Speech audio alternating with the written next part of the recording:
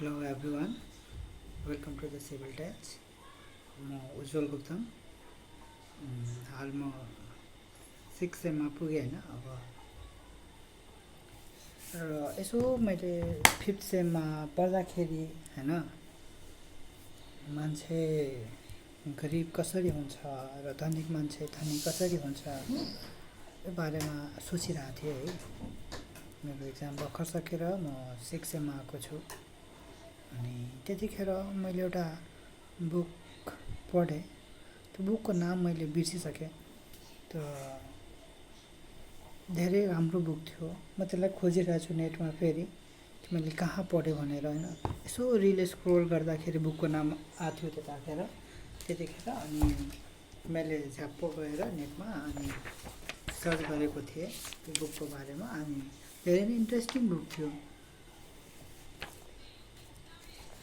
म सायद अर्को भिडियोमा यसको बारेमा डिटेलमा भन्नेछु। त्यसमध्ये मैले एउटा लाइन चाहिँ नोट गरेको थिएँ त्यो बुकको कि सिएमसी र एमसिएम भन्ने एउटा टपिक छ त्यो बुकमा। दिन पर दिन गरिब मान्छे गरिब किन हुन्छ र धनी किन हुँदैन र धनी मान्छे दिन पर दिन धनी किन हुन्छ, यो कुरामा मैले विचार गरेको थिएँ।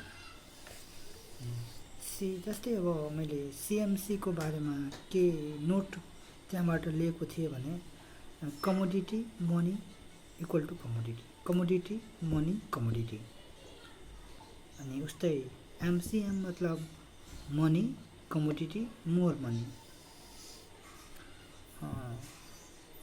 यहाँ सिएमसी र एमसिएम भनेको के छ भने हामीले कुनै काम गर्छौँ किन पैसाको लागि र त्यो पैसा हामी कहाँ इन्भेस्ट गर्छौँ त, खासमा यो टपिक छ है त। र अब हामीले गरिब मान्छेको बारेमा कुरा गरौँ भने त्यसलाई खान लाउन होइन धेरै कुरा पुग्दैन होइन। अनि उसले काम गर्छ अनि उसले काम गरेपछि पैसा आउँछ र पैसा आएपछि फेरि त्यो आफ्नो निड पुरा गर्नकै लागि त्यो पैसा इन्भेस्ट गर्छ फेरि त्यसमा। जस्तै मानौँ एकछिनको लागि म गरिब नै छु मिडल क्लास ठिकै छ, मैले पैसा कमाएँ, 1 महिना काम गरेँ, मैले पैसा आयो अनि पैसा कमाएपछि अब मैले कपी किताब किन्नु पर्यो, आफ्नो जो निडको कुरा छ त्यो किन्नु पर्यो होइन। अब त्यसबाट मैले किनेर त के गेन गरेँ त, तत्काल मैले केही गेन गरेन। मैले पढ्नु पर्यो फेरि यसमा होइन। मैले खाना खाएँ होइन, पैसा कमाएपछि त्यो पैसालाई मैले खानामा इन्भेस्ट गरेँ, त्यो खाना मैले खाएँ होइन। फेरि मैले त्यो खाना खाएर काम गरेँ, फेरि पैसा कमाउँछु, फेरि त्यो पैसालाई यस्तै निडी कुरा पुरा गर्नलाई मैले इन्भेस्ट गर्छु। तत्काल यो मेरो लुप बनिसकेछ कि पैसा मेरो आउँछ, इन्भेस्ट हुन्छ, गइहाल्छ।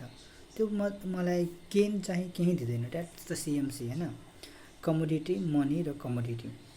र उस्तै एमसिएमको कुरा गरौँ भने यो रिच पिपलले युज गर्ने तरिका हो होइन। उनीहरूले के गर्छ, कुनै काम गर्छ अथवा कुनै न कुनै तरिकाले पैसा जोगाड गर्छ उनीहरू।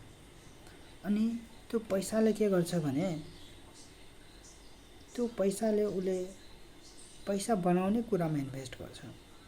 जस्तै रिच पिपलले के गर्छ, स्टार्ट विथ मनी, कुनै कुरा मनीले स्टार्ट गर्छ र बाई समथिङ गर्छ होइन। उसले कुनै कुरा किन्छ र एन्ड विथ बिगर मनी, त्यो पैसा जहाँ इन्भेस्ट गर्छ उनले त्यो सामानले कुनै त्यो कामले वा कुनै मेसिनले, मानौँ कि त्यो मसिनलेमा इन्भेस्ट गर्यो भने त्यो मसिनले उसलाई अझै मनी दिन्छ।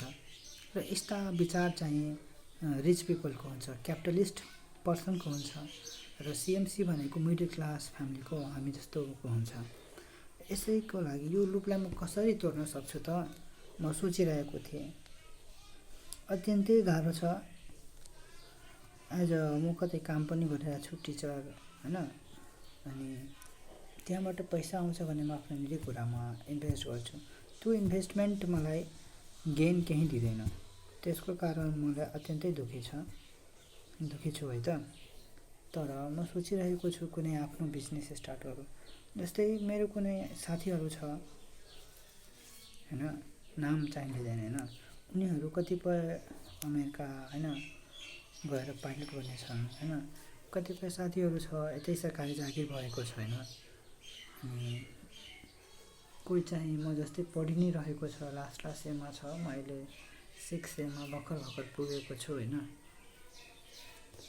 त जीवनमा के गर्दा आखिर राम्रो हुनसक्छ, गरिबीको जो लुप जो छ यसलाई कसरी तोड्न सक्छ, यसको बारेमा अझै डिटेल नलेज म यही भिडियोमा आउँछु र सँगै म पनि आफूलाई कसरी विकास गर्छु त्यो हजुरलाई यस्तै भिडियो मार्फत तपाईँलाई जानकारी र अवगत गराउँछु है त।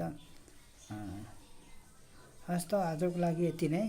अब हेरौँ न मेरो सोच कहाँ पुग्छ, अनि हजुरलाई पनि मतलब यसको बारेमा भन्छु कि म कहाँ पुगेँ, कसरी पुगेँ, के गरेँ होइन, त्यो समयको कुरा छ। तर हजुरहरू पनि जे काममा लाग्नु भइरहेको छ त्यस काममा निरन्तर रूपले फोकस गर्नु, अघि बढ्नु। भन्छ कि focused idiot deserves more or get more भन्छ होइन, and distracted mind goes nowhere. त्यसैले आफ्नो ख्याल राख्नु। हस्, धन्यवाद। आजको लागि यति नै।